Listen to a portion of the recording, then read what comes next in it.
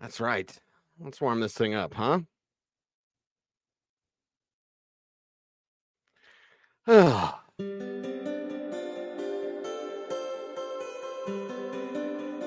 Need some Zen music. After this game, the Denver Broncos lose in week 1 to the Seattle Seahawks. It's Denver Sports Postgame Live. I am Cecil Lammey, here to take a breath, be patient, and complain.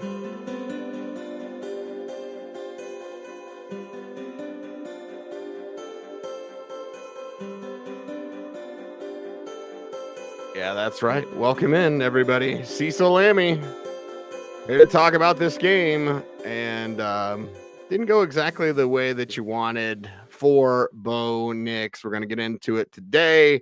And away we go. 26-20, the final score. The Denver Broncos go down to the Seattle Seahawks.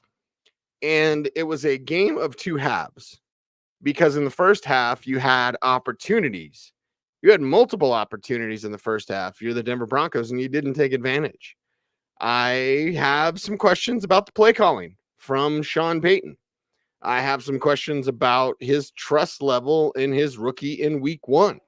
I think the trust level should have been there more, and it simply wasn't. So why? That becomes the question that we have to answer. And as I've said multiple times on The Fan, on Orange and Blue Today, on Coffee Break or whatever, if Bo Nix has some struggles, I'm not going to lose my mind. If he throws a couple of picks, I'm not going to lose my mind. Now, I didn't predict that because Bo Nix doesn't throw picks, but when you're throwing a triple teams, you're going to get picked off in the NFL. So Bo's got to learn those things. A couple of picks today for Bo Nix was out of character. Let's say that.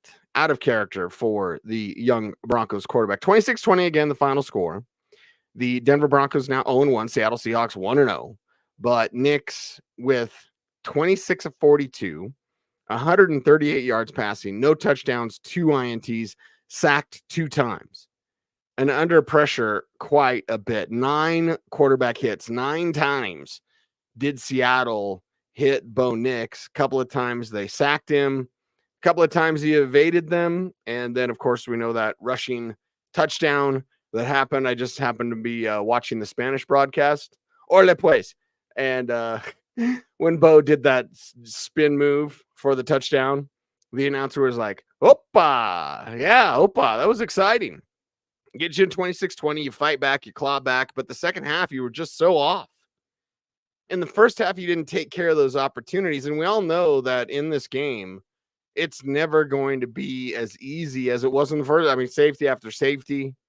I was at the Ameristar up in Blackhawk. Everyone, thanks for coming out that did. It was fantastic time.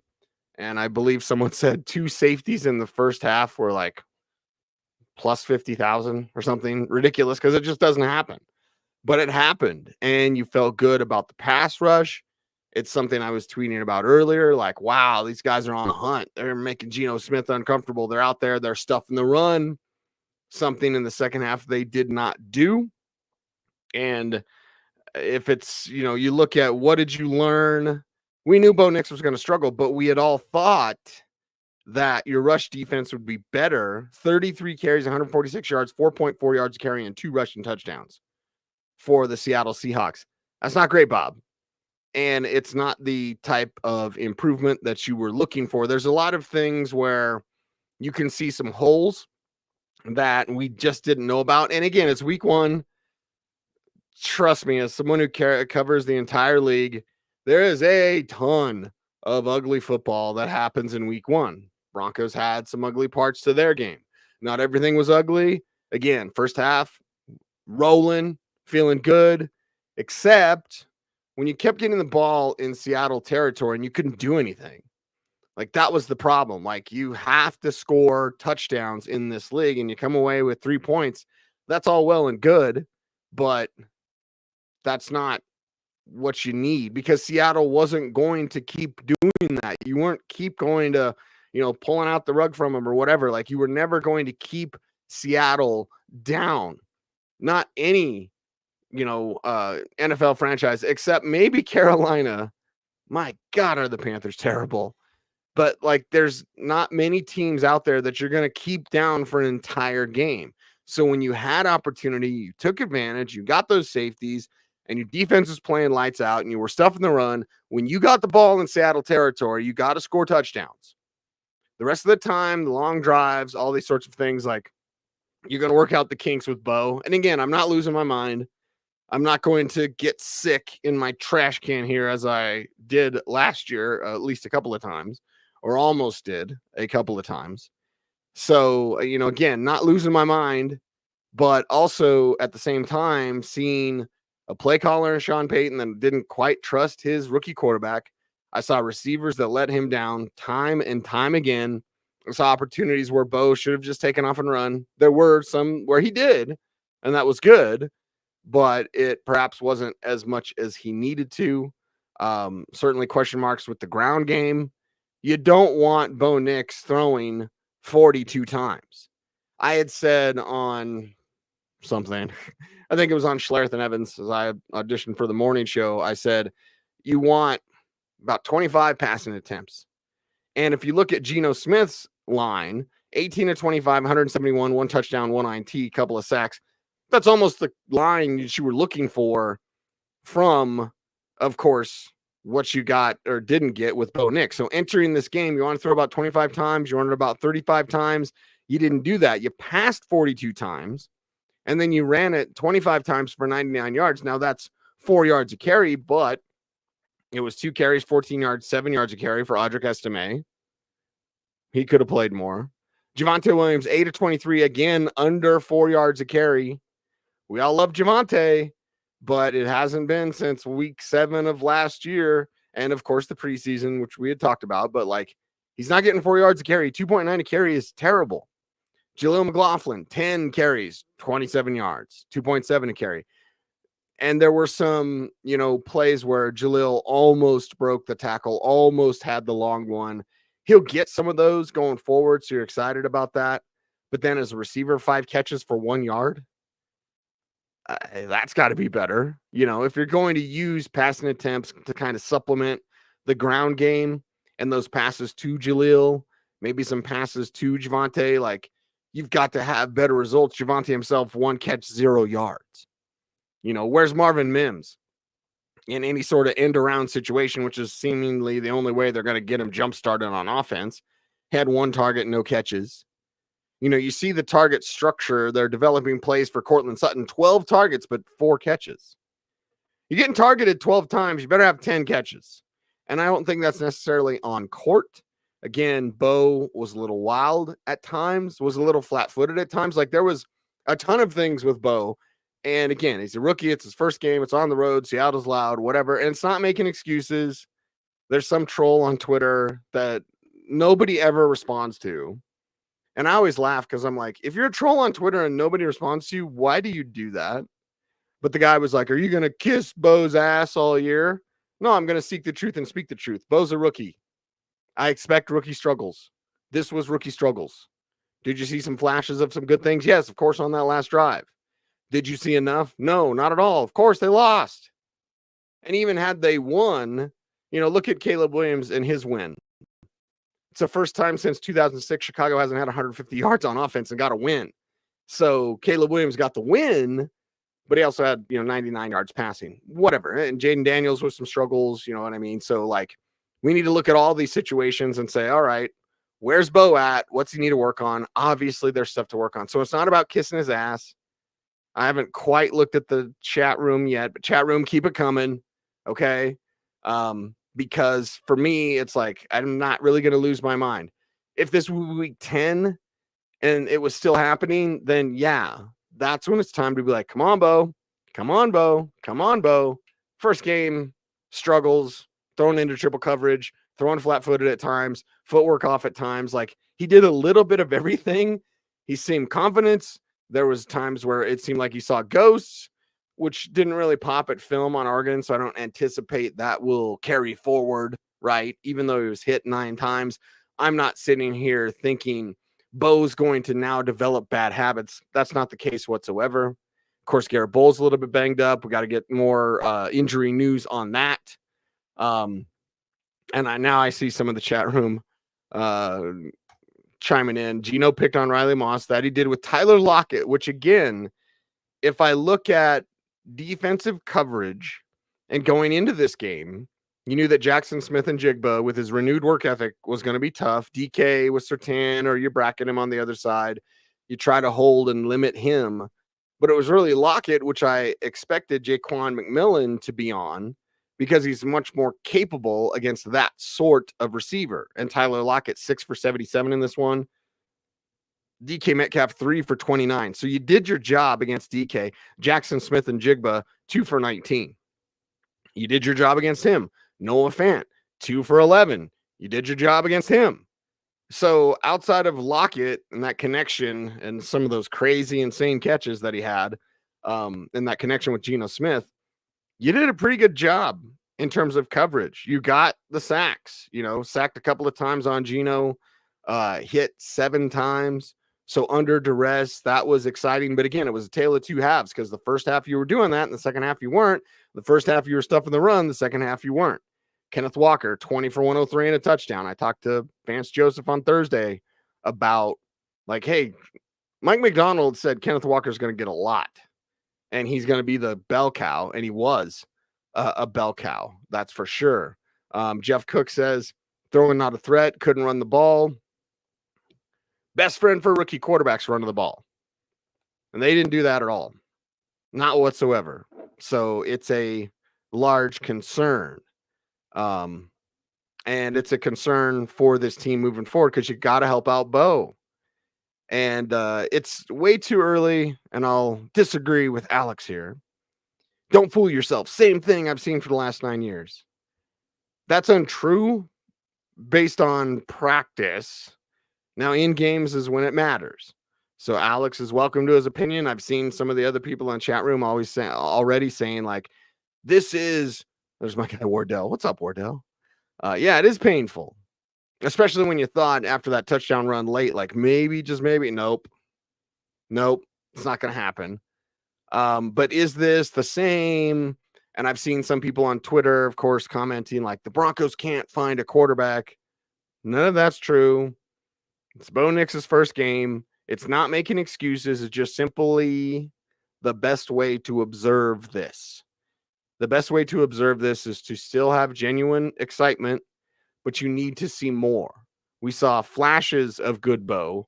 We saw plenty of bad Bo. So how does Sean Payton kind of fix that? And then how does Sean Payton develop more trust?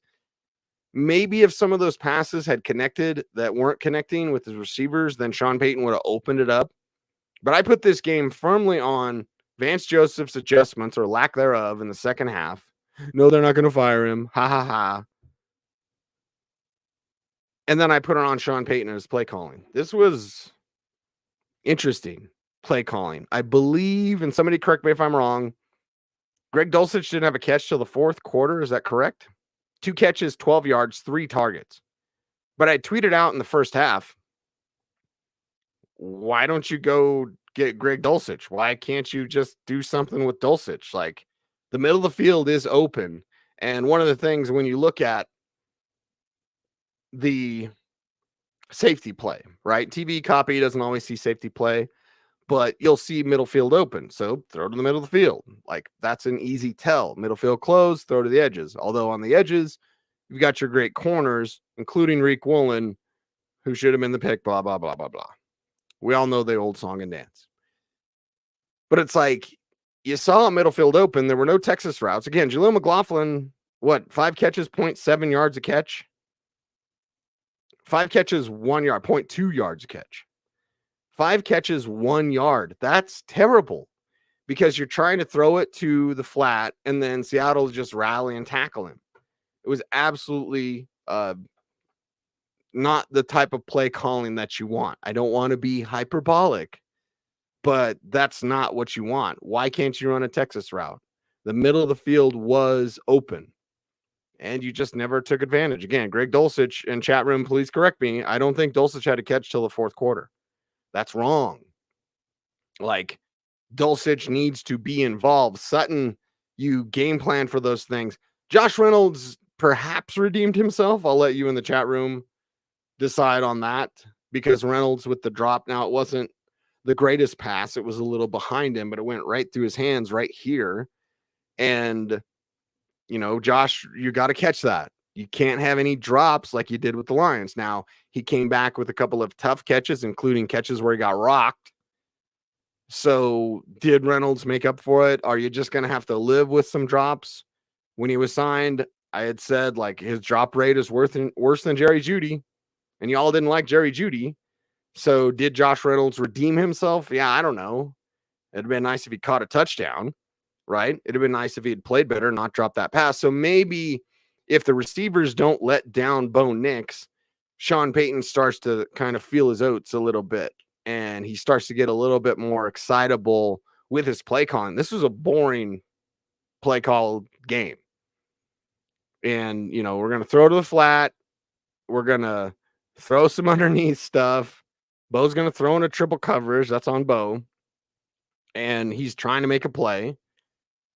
And it was really like throw short of the sticks and then see if you could break a tackle. I don't think that's good offense. I don't think that's sustainable offense when your opponent knows that's what you're going to do. It became clear.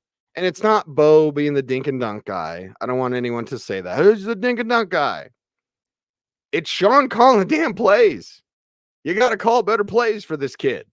26 of 42, 130 yards, 3.3. That's terrible. That is god awful. Again, Geno was at 6.8 on his average of 18 or 25 for 171. So you got to double that. You can't be throwing short to Jaleel in the flat and then the defense rallies and just tackles him. That's what happened. You're underneath stuff. Guys would rally and they tackle him. Devon Bailey had 8 targets, 8 catches, only 39 yards. That's 4.9 a catch. That's terrible. But again, that's not on Devon Bailey. That's on the design of the play. Trust the kid. Cortland Sutton, 4 for 38. So that's 9.5 yards a catch. Okay, that's a little better. But 12 targets, 4 catches. You have 12 targets, you must have 10 catches. Greg Dulcich wasn't targeted. Throwing to Michael Burton. Okay, fine. Adam Troutman had a target, no catches. It seemed off. Little Jordan Humphrey with the target, of course, that was a drop. Like, you've got to make these plays for that young man. I'm not saying you have to play perfect. I don't think you do if you're the Broncos to win. But you have to fire as much on all cylinders as possible. Again, I'm not saying they've got to play perfect to win. And the best 53 included Tim Patrick. Of all the things that we could say today that we had learned, run defense isn't fixed. Tim Patrick was better than other receivers that were staying on this team. Lil Jordan specifically. Like, Tim Patrick's going to make that catch. He's going to move those chains. So, were there some errors? Yeah, of course. I think Tim Patrick, if you talk best 53, he was one of your best 53, and he's in Detroit now. So, what else did we see? Run defense not fixed. Riley Moss got picked on by a little guy. Why wasn't McMillan on Tyler Lockett? I thought Riley Moss did a better job when he was against Smith and Jigma at times. He was against DK Metcalf at times. I was really taking an eye on Riley Moss because Riley Moss and Cody Barton, those were 2 players before this game. I was like, okay, you're going to have to watch out because Barton against Noah Fant. Noah didn't do anything. So good on Barton. And he rallied to the ball, as a run defender. He's not Alex Singleton, who's better as a run defender, and nice pick, Alex, by the way. But I thought, okay, Riley Moss, Cody Barton, those are the 2 players to watch on defense. And I was really, overwhelmed with joy with the play of Jonathan Cooper. Nick Benito without the personal foul penalty, that'd be nice. But okay, the rush seemed good. Baron Browning playing good. Zach Allen doing some things. John Franklin Myers, not as much. Again, you're getting pushed out of the way. DJ Jones, you're getting pushed out of the way. You're supposed to be better against the run. So the 2 players I was watching closely were players that did okay. They were players that weren't the necessarily reason why they lost. The Lockett plays, it's curious why McMillan wasn't on Lockett, and they did a rub route and the final play to essentially seal the game. What was that, 3rd and 6?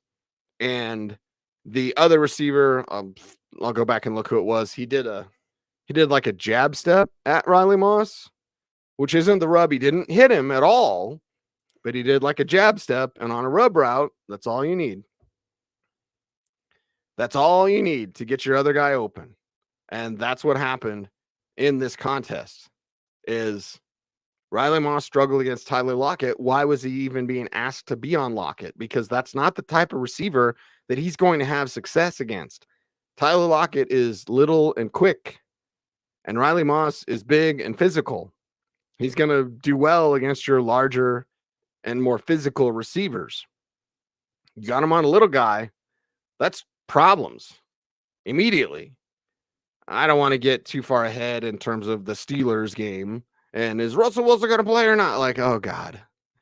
Russell Wilson wearing his shoulder pads when he was inactive is the most Russell Wilson thing of all time. But either way, that's for next week. And, of course, you'll be watching Orange and Blue today, Monday through Friday, right here on our YouTube channel. Make sure to like and comment and share and subscribe and all those sorts of things that help us out. Justin said defense was good. They were in the first half. And then in the second half, they just couldn't stop the run. And then outcoached. This is perhaps the most shocking thing to me today for the Denver Broncos is that they were outcoached. Sean Payton was outcoached by a guy who's never done it. That's not supposed to happen. And in fact, the confidence that I had, even though when the schedule came out, I picked this as a loss, before on Friday, I was like, yeah, they're going to win. Because if I say rookie quarterback and veteran head coach, I'm going to put my chips on that rather than rookie head coach and veteran quarterback. Geno's not, I respect his journey, but Geno's not Pat Mahomes. You know, he's not a world beater. You can beat Geno Smith. And instead, he ran for like 40 yards on that touchdown. I got a touchdown. Like that should never happen. That Geno Smith did that to you and was able to take advantage. You know, especially on that big 3rd down and going to Tyler Lockett, showing that amazing chemistry with Tyler Lockett. Like, Sean Payton was outcoached. How's that happen? My man Nate says, definitely a vanilla offensive play call.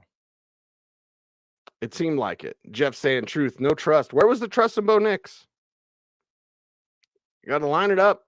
Let the kid throw, man. He's a rookie. He's going to make mistakes, but I'd rather see him make mistakes going long and attacking the defense rather than throwing everything short of the sticks and then Seattle just rally.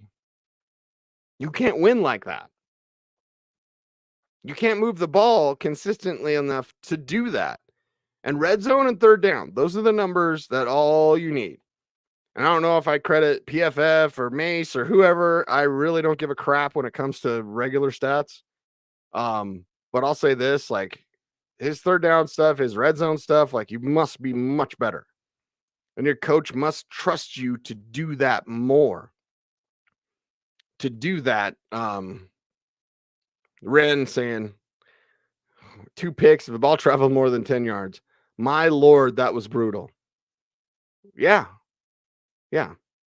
And it was brutal. Cristobal. We're about play. Yeah, I'm talking about it. Play calling was not good. Not good at all. I'll still disagree with the people. I've seen people on Twitter like, he's like Paxton Lynch. No, he's not. And he's literally Drew Lock. Andy, appreciate you. He's not Drew Lock. But my God, this was a game where coach did not trust him. And so you wonder, like, it's not preparation. Bo prepares better than anybody. You know, it's not like practice. We get to see anything, but like, what happened? You're making beautiful music, and I know it's the preseason, and I know Bo technically didn't go against anyone's outside of the joint practice for the Packers. But like, what happened? Where Sean Payton wouldn't trust his guy. That's your guy, Sean. You just had a rookie head coach outcoach you because you couldn't trust your guy, the guy that you attached your legacy to.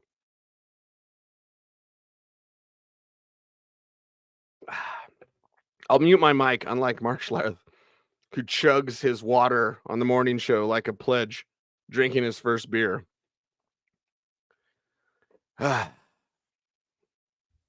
It definitely was a disappointing start. And Sharon brings us up. Bo did look frustrated on the sidelines. And I like that. Now, I don't want him to be frustrated. I want him to be celebrating a Broncos win. But there's one time they cut to him, and it was super quick. He had his head in his hands. And he wasn't crying or anything like that. But he was just like, oh, man, what am I doing? Thomas, what did Locke's first game look like? Excellent. It was the Texans game. It was his best game. It was his Buzz Lightyear game. But remember, Vic Fangio talked about false positives. There's also false negatives. You know, Marvin Harrison Jr. had what, like a catch today for a yard? Does that mean Marvin Harrison Jr. is a bust? No, it means Kyler Murray needs to look. You know, again, this doesn't feel great. There's trouble spots with Bo that we weren't necessarily anticipating. He's trying to make plays, but damn it, you can't throw into triple coverage. So, you know, again, it's not kissing his ass. It's not blowing bubbles, but it's like, let's look at this with proper perspective. A lot of rookies struggled today. And a lot of teams, perhaps even good teams, struggled. Buffalo was struggling for, you know, about a half. And they turned things around. A couple of touchdowns for Stephon Diggs, I believe. So with the Denver Broncos, it's like, okay, there were some struggles early on, and the struggles continued, and then they rallied late, but it was too late. They were already done. Zach saying, this is a young team, tough task going into Seattle. Time to see if Denver can bounce back. Right. As Mark Schlereth told me years ago, it's not what happens to you, it's what you do after what happens to you. Like, what happens when you lose something? What happens when you lose a game? How do you respond? Nate saying he still believes. Yeah, of course. That's not going anywhere. Bo Nix would have to look like this in week 10 for us to be like, wow, this is not what you wanted. And if he did look like this in week 10, the hot seat would be turned way up on Sean Payton. It's already up on Vance Joseph. So there you go. What's up, Detroit? Running game non-existent in the second half. That's right. And then they couldn't stop the run in the second half. Christopher says, tough day for the Broncos, but I love the effort. Could have a couple of those drops back, but Knicks will get better down the road. I think Christopher looks at it the right way because, you know, Report, talk people off the ledge. If you're on the ledge after one game, I'm sorry. I don't know if I can talk you off the ledge because it doesn't make sense to be on the ledge after one game. Again, Bo Nix is going to have those struggles, and it's just, you know, it sucks that today he threw a couple of picks. It sucks that today it seemed like Sean Payton didn't trust him, and that's really odd. So, yeah, Rick is Rick. Elway's first game, what was he like, 1 of 8 with a pick, and he got benched? Yeah, Elway was terrible in his first game, so we need to have some patience. I think it's way too early to call him Drew Lock or Paxton Lynch or anything else. I think it's way too early to be like, here go the Broncos again, same old thing, same old, same old. Like, I think it's way too early for that. Bo's going to learn. Bo's going to grow. But what does Bo learn? Hip says, we got our butts kicked, but what did we learn? That's the important question to answer. Last drive was something to build off of, and I agree with that. Like, what you learned is, like, you can attack with Bo. Did Sean Payton learn that? Because that's who needs to learn it. Bo already wants to be on the attack. He's going to run the offense as designed. But when the offense is throw short of the sticks and it doesn't move the chains, that's on Sean Payton. This was a poorly called game for Sean Payton. And not everyone has the greatest day ever. And do I still believe in Sean Payton? Yes. 1, you kind of have to. 2, he'll get better, just like Bo will get better. They'll get better at learning each other. And perhaps on that last drive, as Hip mentions here, the last drive is something you can build on. The last drive is something you can take, not necessarily to the bank, but you can go, okay, how do we continue on that? You can't turn the ball over. And again, back to the whole, they have to fire on all cylinders as much as possible. You don't have to play perfect. They're not that bad where if they have one mistake, then they're screwed. They're not that bad. But they're the type of team, like, you better not, Jalen McLaughlin, you better not fumble. You know, Bo Nix, you better not throw that second pick. Bo doesn't throw multiple interceptions in a game. What do you have? 3 picks last year? I know college. But still, like, this was odd. But he's trying to make a play. Doesn't know what he's doing yet.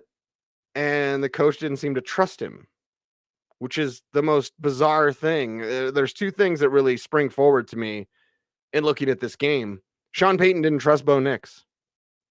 Why? I know, rookie, but still, like, he's your guy. You got to trust him. Go.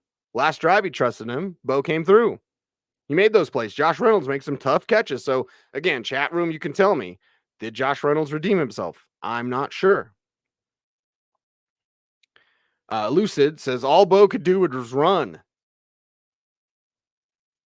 The design needed to be better. The plays called needed to be better. And I know Mike McDonald came from Baltimore, and they studied Baltimore because everyone asked the question pretty much ad nauseum, like, how do you do it with a rookie coach and blah, blah, blah, blah. Like, okay, you study University of Washington, who had, Dylan Johnson running the rock there, Michael Penix slinging it last year.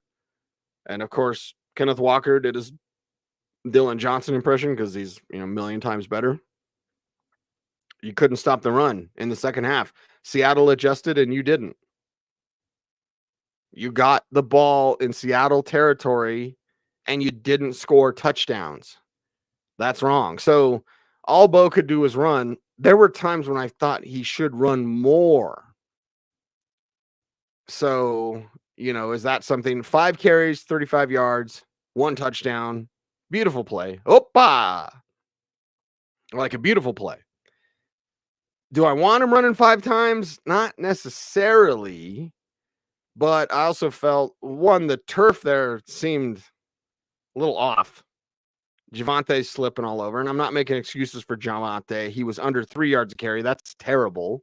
Anything under 4 yards a carry is pretty much bad. Under 3 carries, terrible. Jalen McLaughlin under 3 carry. That's terrible. You got to be higher than that. Kenneth Walker, who I mentioned, one of the best young backs in the game, 5.2 a carry. It's healthy average. It's where you need to be. It's what Javante was when he was a rookie. And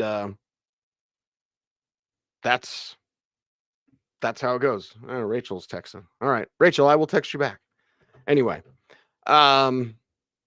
why didn't Sean Payton trust Bo Nix? Why didn't he go to Greg Dulcich more? Why didn't Jaleel have Texas routes, which go towards the middle of the field? We called him a Z-in. Of course, I played 6-man high school football, so that doesn't even really count, but we called it a Z-in.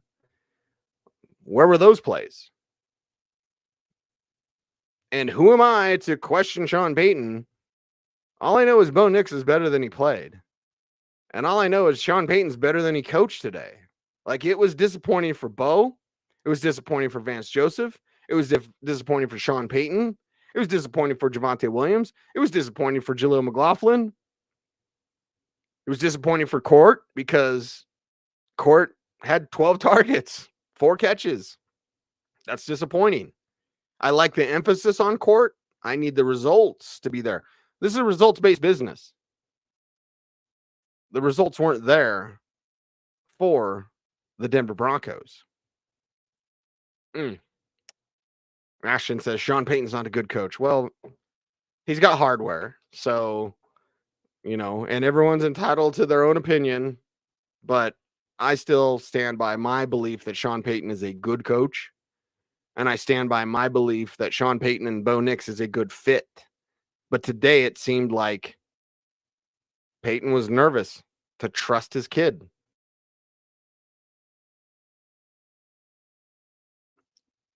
So why was that the case? When it wasn't the case, I know preseason, it wasn't that case, and I know practice. But you have to take your practice habits from the week to the field, and that didn't translate. Wes, everyone needs to relax. Yeah. Notice how I'm not yelling. Not because I probably couldn't yell right now. And no, I'm not sick. I was at a buddy's place. Shout out Luke. I was over at his house for the CU game, and they hotboxed me with the cigars. So it's like cigars just mess up my throat, right? And I guess we had to do something. There were other smoke being blown around too. It is Colorado, but like those cigars got to my throat. So that's why I might sound a little raspy today. And of course, the CU game. You know who's happy today? Deion Sanders, because then people talk less about the disaster of his game against Nebraska. Don't get me started on that. This is a post-game show for the Broncos, but I was super ticked off on Saturday. Is that yesterday? Yeah, I forget what day it is. But yeah, like what happened? Game plan looked bad, Rudy said. Yep. Roger, praying for Bulls to be okay. Somebody in the chat, give me an update, because I don't want to like Google stuff while I'm on the air with you guys and be like, hold on a second. Click. Because I don't say that's rude necessarily. It's just kind of bad TV, YouTube, whatever this is. However you're watching, Facebook Live. Thank you. Lucid says, please relax on the false hype. This team needs time. And I think that's where the pendulum is really swung. Because, as Lucid mentions, before training camp, you know, Bo Nix is terrible, and the Broncos got the sixth guy, and Todd McShay, who didn't like Pat Mahomes, by the way, said he was a third-round pick, and GMs that he's talked to, even though I've talked to GMs and owners, that said Bo was a top 15 pick for 2 years. Even after his first year at Oregon, he was considered a top 15 pick. And whatever, everyone's going to hear different things. Again, for the millionth time, and so I don't get in trouble with corporate, don't send me an email. Like, I like Todd McShay. I'm just giving you an example of, you know, what the buzz was. The Broncos are terrible, and this is awful, and they're just a terrible pick, and what are they doing? And then the likes of Colin Cowherd and others, and then the preseason, and you saw all of the play to Cortland Sutton, and things started to move. And then, you know, he's going to be rookie of the year. Things moved over, the pendulum swung, and then the Broncos became a really hyped team. Peter Schrager, who's again a buddy of mine, really like Peter. I really like Peter. Get that drop. He's saying the Broncos will be a playoff team. Like, okay. And that's exciting, right? Especially after the dog trash. I wish I could cuss. Why can't I cuss? Please, Bonneville, let me cuss like one time. Because the dog trash game that we saw today and the, you know, game plan, the effort of the players was, you know, I'm never going to question a player's effort unless it's completely obvious. But I would like to see less drops. I don't want to see Jaleel fumble the ball. I did like some of the heart Jaleel showed, but again, he's, you know, 2 yards a carry. That's terrible. I firmly plant this loss at the feet of Sean Payton. You did not have a good game plan, bro. Not at all. I doubt anyone asks him about it. I doubt he would answer it anyway. If he is asked, whether it's on a Zoom call tomorrow or during the week, I'll see him on Wednesday. So am I going to ask him? Probably not. But maybe there's a way to be like, you know, and he's already on to Pittsburgh. So by Wednesday, it would have to be asked tomorrow on Monday or today after the game, which is already, interview's already done. But the way you would politely ask it is say, hey, you know, looking back, what would you change about your game plan from today? You ask that on Sunday or Monday. I'm not going to ask that on Wednesday. But that's what I would like to look at and like run, pass. Easy to figure that one out for Seattle. That's right. Sharon still believes. We all should believe. We all should believe. Gustavo says something that I brought up, and I agree with this. Luck was on our side, and we still found a way to lose. You had momentum. Defense was getting safeties. Geno Smith couldn't get out of his own way. And then the second half, they adjusted, and you did not. They kept scoring. What was it, the first 3 drives they all scored on, right? Yeah. To be honest, Jermaine says nobody going to win in Seattle with a rookie quarterback and all the turnovers, the drops, and the missed opportunities, to be honest. That's true. I still don't like Sean Payton's game plan today. He needs to let Bo stretch it out because Bo, and Sean's even said this, and it's not advanced stats. And again, stats lie. But when Bo Nix was under pressure in college, he would go downfield. You saw him under pressure today, and it wasn't drawn up for him to do that. It should have been. Josh was something. Looking like a 20-year-old rookie at 24 is very alarming for his already low ceiling. Now, where's the ceiling at with Bo Nix? That's a conversation for me. And I guess I could go back and look at Alex Smith and his stats. Like, is he an Alex Smith type? Is he a Matt Ryan type? That's what you'd have to look at and see, like, all right, where is it going to be at for Bo in terms of, like, his ceiling? Is it already low ceiling? I would say it's a higher floor and a lower ceiling. Like, Jaden Daniels' ceiling is out of this world. His floor is also, like, super low right now because he's got a lot to work on. Caleb Williams' ceiling is out of this world, but his floor is pretty low right now, even with his generational talent. Bo has a higher floor. His ceiling isn't as high as the top of the top. Drake May has an incredibly high ceiling. His floor, I can't even see his floor. It's so low down there, Drake May, because of his hero ball and everything. He might be the best out of the bunch. Like, okay, it's going to take some time. It's going to take some work. And it's going to take time with Bo. So, does he have a low ceiling? Sure. But that low ceiling still an MVP level if he's Matt Ryan. Matt Ryan, high floor, lower ceiling, still MVP of this league. And that's the one that I always sound like, that I always go to. That's the one comparison about Bo Nix that I like to go back to. Others, like Daniel Jeremiah, have compared him to Tua Tagovailoa. Others have compared him to Alex Smith. These sort of things. So, ceiling, floor, like, all I know is today sucked. Okay? And we can talk ceiling, floor, we can do all that, like, whatever you want to talk about, we can talk about. But to sit here and be like, this is, it's disaster or whatever, it's like, none of that's. We need to have a little patience and a little resilience. I know it's a microwave society or Twitter society or whatever you want to say, but it's like, all right, let's just hope things get better and hope to continue to see improvement. And that's that. I'm trying to find the games for Alex Smith, but I'll do that later. Again, I don't like looking up stuff while I'm on air. Nunya Biz says, I'm sorry, but Riley Moss got worked all day. Against Tyler Lockett, he did, but I've talked about that. Cristobal game calling was horrible. That's right. Clown franchise? I don't think so, actually. I don't think so at all. It's a franchise that is rebuilding. And with rebuilding comes games like this. Bo leave or no leave. And Bo will be better. That's right. Browning killed the game at the end. That's true. Second half is where it all went downhill for this squad.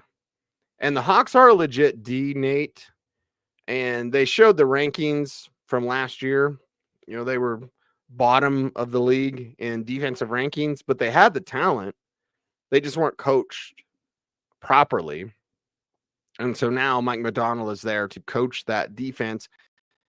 And so that natural playmaking talent with Leonard Williams and others, Reek Woolen and others can come through. So the talent's been there, but they weren't coached well last year, and that's why their defense struggled. So we can't go, Jared, go Hawks.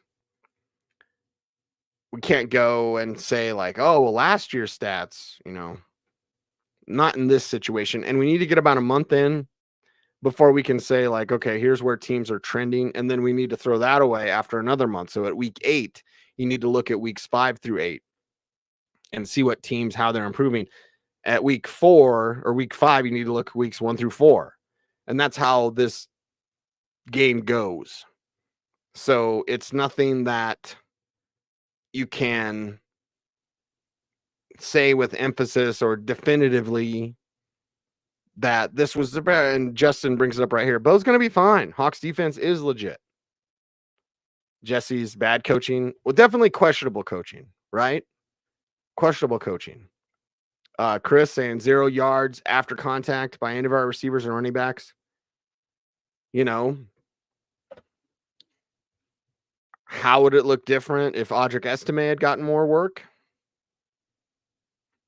I don't know. I'd like to see it. And they said it on the broadcast. And I was like, wait a second. We're not supposed to say anything. So who was ever on the broadcast? Chat room, tell me. Because they said something from the locker room because we can't talk about, what people have in their locker, whether it's trinkets or, protein powder, whatever. But they said it on the broadcast, so I'm going to say it, and Broncos don't pull my badge. But Audric Estime has a picture of Barry Sanders with the little, like the Ghostbusters, a little anti-sign through it, and then he has a picture of Jerome Bettis. It was like, thumbs up. Because Sean Payton had talked about, like, well, he dances a little too much. And Estime, I don't think Estime necessarily does that. And today he certainly showed more intent. Got to hang on to the rock. And when you leave your feet, bad things can happen. Ask Priest Holmes. That's a blast from the past. So, like, what would that have looked like if Audric Estime gets those carries? Mark says they didn't run Williams enough. Were they rewarded when they did run Williams, right? 8 carries, 23 yards. And he's the type of back with Javonte. And running backs are just like this. So I don't think anyone should be like upset. But Javonte could have 8 for 23, but he could have 16 for 100. Because with those type of players, it's, I believe, war of attrition, right? Let's just like, you're going to take 2 yards, 2 yards, 3 yards, 40 yards. But you need to be a rhythm runner. And with Javonte, 8 carries, and he didn't break anything. That's not maybe the best, but you have to move the sticks. You have to give him the opportunity, not to sound like Pat Shurmur, because I was always asking Pat about this. Like, why didn't you run more? He's like, well, we have to have the opportunity. We have to get the first down so that we can keep running. There's some truth to that, even though Pat Shurmur is questionable at his job, right? So, like, there is some truth to, like, if you're not moving the chains, you're not going to be able to run. And if you're not running enough because you can't run enough, because you don't move the chains, because when you go to throw, the pass is off, picked off, or dropped. Seemed to be the big problem today. Hip says it's going to be a learning process. That's for sure. Lazy Shooter Sanders. Shooter's got enough problems. He's got to survive this season because Pat Shurmur, again, I said it jokingly when they hired Shurmur. I said, Pat Shurmur's going to ruin Shooter Sanders. No, it's going to be that non-bolstered offensive line. That means they didn't improve. Because Shooter was getting crushed out there against Nebraska. So he's got his own things to worry about. That's for sure. And the Broncos, you'd have to be number 1 overall pick or top 4. I don't believe they'll do that. Beavis says Estime didn't play more because he put the ball on the ground after his first carry. You got to carry after that. Huh. And there you go. I banned everybody's troll. There you go. Superfly. I seriously don't know what is wrong with the Broncos. They've been down so long. Alice in Chains had a song called Down in a Hole. They got to climb back out of it. So this isn't an easy fix. There's still players that you can believe in. There's players that you can be excited about. But man alive, they've got to win again in a results-based business. Swink says, we got no playmakers. Well, the playmakers you did have didn't do anything. I think they do have playmakers like Greg Dulcich. Why didn't he get a target before the fourth quarter? That's terrible. I believe Cortland Sutton can be a playmaker. Where's Marvin Mims on an end around? Like, he's not doing anything. And he was, had a bad training camp. I know, again, I don't want to be hyperbolic, but Marvin Mims did not have a good training camp at all. But he would be a playmaker. Jaleel McLaughlin's got to hang on to the rock, but he would be a playmaker. You got to put him down, put him in your right spot to make plays. They didn't do that. Luke, I wanted a last drive with a chance to win. I thought briefly for a second, I was like, what if we get Bo Nix's first comeback win? And for years and years, y'all were spoiled with John Elway and the comebacks time and time again. But it's like, I wanted, like Luke, my man Luke, what's up, Luke? I wanted one chance, one opportunity to see what Bo could do, and didn't get it. Didn't get it. How about Vele, though? Yeah, Vele, he can be a playmaker, mask collector. So there you go. Everyone relax. Bo will be fine. He's a rookie. Burrow lost to the Patriots today. Yeah, that's not what you want. The Panthers, are clearly the worst team in football. The Patriots may not be too far behind them. And the Bengals lost in a game that will sting you when you're talking conference record later on. Brian, no, I am so tired of blaming the quarterback, yet we settle for below average play from the other 52 players. It takes everybody, especially with the rookie. Could Bo Nix one day elevate and make everybody better? Yeah, of course. He's a rookie. This is what you're going to get. So you can either say, this is terrible and he's the next Paxton Lynch, or you can say he's a rookie. Let's see him get better. He's got to get better. And he's going to work his tail off. He's certainly not going to be playing video games all day. Passes to court all over the place. Here's the thing, Ren, that was most interesting. Like, I was surprised that Sean Payton had such a dog trash game plan. And I was surprised that Bo Nix, he was flat-footed at times. He was thrown off his back foot at times when he didn't need to. So the pocket would be clean. And I don't think he sees ghosts. Maybe there's a couple times where he abandoned things a little bit sooner. So, but he's not a player that saw, like Zach Wilson saw ghosts in college. No one talked about it because BYU or whatever, but like that was the case. Nix wasn't like that. But today, when you're flat-footed and you wonder, like, when your release goes and the ball's too high, is it the release point? Sometimes. But look at the feet. Everything happens with the feet. And he's flat-footed. Like, you got step, throw, hip swivel, get that, kind of rip, have better accuracy. And he is accurate, but I felt his mechanics were off at times. I don't want to say lazy, because that implies like he would be lazy. He's the furthest thing from lazy. But in his first game, his mechanics could use some work. So that was odd. KJ with a great point here. To be successful in today's league, your offense has to be creative, and it was not creative at all. Also, it would have been nice to have Tim Patrick out there. Yes, 1,000%, totally agree. And the creativity, it wasn't there because it was just like, let's just throw short.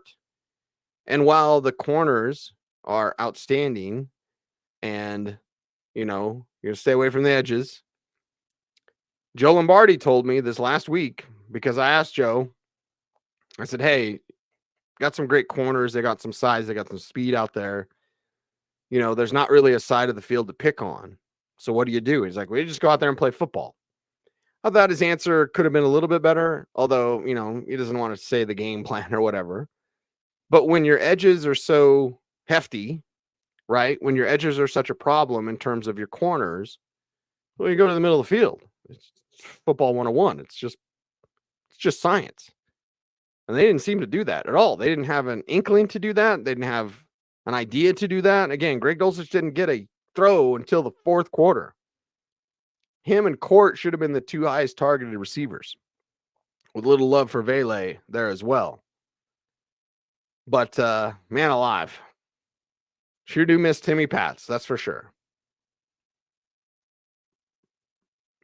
Jarek says, maybe that's why Sean didn't do the play calling that well, so we can see what Bo needs to work on so we can get used to an actual NFL defense. Well, in the preseason, he didn't face first team. He faced it today, and it was rough. So, yeah, really wish I could have got the ball back one more time. Daniel, what happened to the Wonder Rookie? It's his first game, man. Caleb Williams was pretty lousy today. What was Jaden? Jaden had some struggles, I know, there as well. Looks like Tampa Bay beat him. Not surprised on that. He's on the road. Tampa's a tough place to play.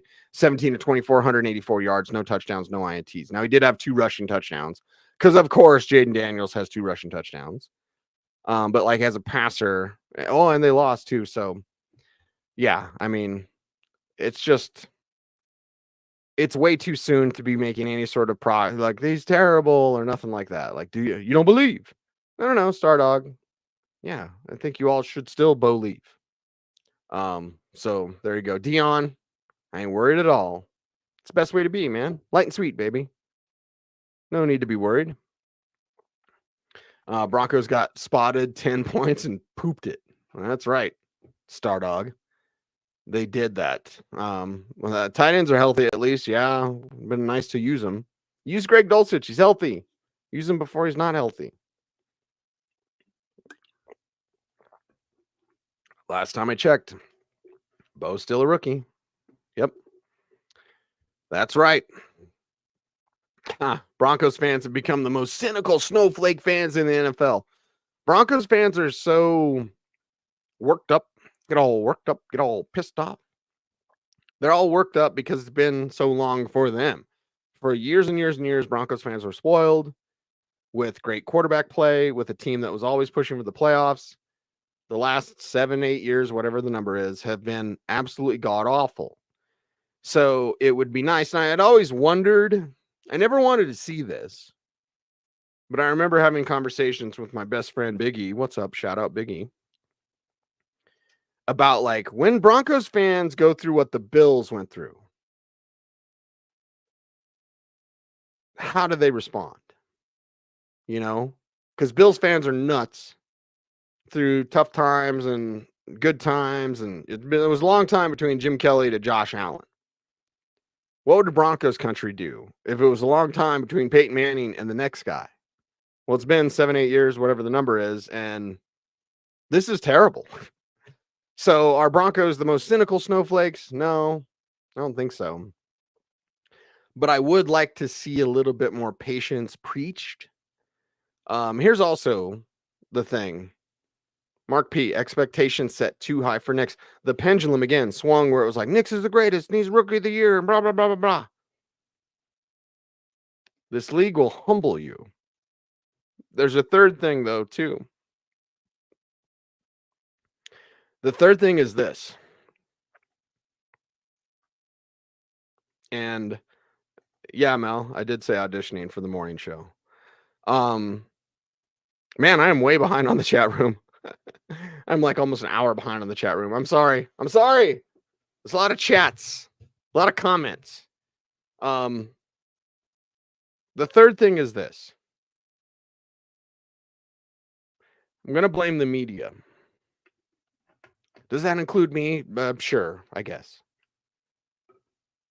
But there is a segment of today's sports media, and teams love it, by the way. This is never going away now. But it's the fanboy media.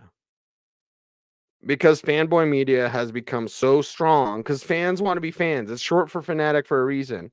And when someone's like, we're going to win the Super Bowl, I'm not going to hold that against you. You're a fan. Go be a fan. Boy, I'm going to sound like a whiny bitch when I say this. I don't get to be a fan anymore. Okay. And I'll let you in on something a little personal, but it's like with the way I study this game and how I have to be unbiased for my own personal coverage, I can't be a fan. And it sucks. Because you know what's cool? Being a fan. They're going to win it all. They're going to go undefeated. That's cool. You're a fan. You can be a little crazy. You're a fan. I don't want to see that in the media, though. And unfortunately, the fanboy media that has just run rampant across all of sports, it's just like, you're the greatest. Tell us why you're the greatest. That's not media. And so fans eat up fanboy media. So when you say something like Bo really struggled today or Sean Payton could have called a better game, why would you? You hate the Broncos. You hate Bo Nix. None of that is true. Why is critical thinking dead? We can still use our brains. You can still go like, hey, Bo showed some stuff here, but man, I'd like this to be, hey, Sean Payton's pretty good at this, but he was very terrible at this. Like you can do both. It's okay. We don't have to fall trap for the fanboy media, Admiral Akbar, of like everything's okay. And if you're not down with it, look at the CU stuff. I'll do the CU thing and I'll wrap up today's show because this pisses me off. The CU stuff, if you don't believe, like what? And then you have CU coverage of like, and I'm not saying Sean Keeler's the greatest guy or the worst guy or whatever. I don't even care. I'm just saying about coverage of a team, you need to be able to say this is good, this is bad. Be polite about it. As someone who would call Trevor Siemian slappy, I mean, maybe I should work on some of that, right? Of being a little more fair. But I think as long as coverage is fair, you're good. But it's when the coverage becomes so slanted towards just the fan, like everything's okay. Sean Payton's okay. And if you don't believe, then get out of here. That's terrible coverage. And if anybody is saying that, they're terrible at their job. If someone is saying the opposite of like, should have kept Russell Wilson, you're terrible at your job. Sorry, I don't care really who I piss off when I say that. If you're saying one of the other side of the pendulum, like, Russell Wilson, you did Russ wrong, you suck, okay? And if you're saying like, there's nothing wrong, and Bo leave, and Nick's, woo, like, that's wrong-headed. You can talk in the middle. You can use your brain. You can function and think what's good and what's bad with this team. My whole family is Broncos fans, and I love them to death. My sister Carrie's probably watching right now, and she's one of the biggest Broncos fans I know. I want the Broncos to be awesome for all y'all. And when they're not, I'm not going to tell you that everything is awesome. I'm also not going to tell you they should have kept Russ. That's stupid. In the media, we need to stop being stupid. And boy, that's more than just sports media. And I'll leave that one alone. You can talk in the middle. You need to seek the truth and speak the truth. And the truth, by its very nature, can be offensive because it's not meant to make you feel good. The truth of the matter is Sean Payton stunk in his play calling today. The truth of the matter is Bo Nix was freewheeling, passes off the mark, didn't look good. Does that mean I don't believe in Bo? No, I believe in Bo. Does that mean I don't believe in Sean Payton? No, I believe in Sean Payton. Yes, Joseph, that's another question. But let's go Broncos, man. Right? Let's get a win against Pittsburgh. It's going to be tough. This game didn't go the way you planned. I'm Cecil Lammey saying thanks for watching. If you're watching on YouTube, make sure to like, comment, share, subscribe, hit the notification bell so that you never miss a vid. We appreciate you very much. As someone who kind of runs the YouTube channel, we're building our subscribers up. So almost 14,000. So please help us out. I want double that. I want 10 times that. And I want to bring you with Andrew Mason, with Rachel V. Hill, the best coverage of Denver sports, the best coverage of the Denver Broncos. So let's go, Bo, and let's go Broncos. Thanks for listening to me complain. Anyway, thanks. Stay tuned. And which one should I use? There? That one? No, this one? If you know what video that's from, then I can hang out with you. Anyway, thanks for watching, everybody. Stay tuned and stay frosty.